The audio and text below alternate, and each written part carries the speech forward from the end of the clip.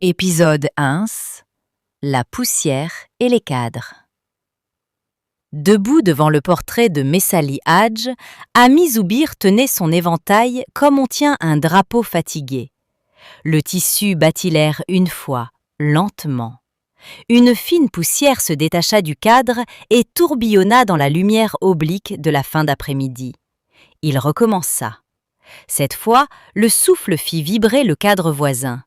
Le portrait de Wari Boumedienne oscilla légèrement, puis s'inclina d'un angle presque imperceptible. Dans le salon, personne ne parla. On entendit seulement le cliquetis d'une cuillère contre une assiette. Mourad se leva sans hâte. Il redressa le cadre d'un geste précis, presque militaire. Il ajusta l'alignement, recula d'un pas, observa, puis hocha la tête, satisfait. Ébranler un cadre, pensait-il, c'était troubler les morts. Il retourna s'asseoir. Zoubir n'avait pas bougé. Ses yeux restaient fixés sur le visage de Messali, mais son regard était ailleurs. Une ruelle poussiéreuse, des voix jeunes, des tracts pliés dans la poche d'une veste trop large. Le parti du peuple algérien. Les réunions nocturnes, la peur, l'espoir, puis plus rien. Il referma le souvenir comme on referme une porte. Selma apportait les assiettes. Elle les posait une à une sur la table basse du salon. Elle observait les deux hommes, leurs épaules raides, leur silence chargé. Un sourire discret passa sur son visage. Ah, ces deux-là. Elle avait appris très tôt que les hommes défendent leurs idées comme d'autres défendent des territoires. Elle avait appris à survivre.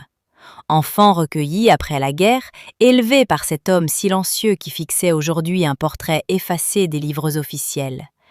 Elle ne parlait jamais de cette époque. Mais parfois, quand elle essuyait ses mains sur son tablier, son regard se perdait un peu trop longtemps. On frappa à la porte. Les voix des enfants emplirent l'appartement. Faiza entra la première, sac en bandoulière, fatigue nerveuse dans les yeux. Derrière elle, Ilyes, le pas vif, le téléphone à la main. Puis Féti, silhouette longue, barbe dense, regard doux mais inquiet. Ils embrassèrent les têtes, lavèrent leurs mains à tour de rôle, s'installèrent. La table se remplit de pain rompu, de vapeur et de non-dits. On frappa de nouveau. Le fils aîné entra. L'uniforme n'était pas visible, mais il était là, dans sa posture droite, dans la tension de sa mâchoire. Selma leva les yeux vers lui. « Alors, le travail te prend complètement ? On ne te voit plus. » Il évita le regard d'Ilyes. « On nous retient ces jours-ci. Des rumeurs circulent. » Un silence. Léger, épais.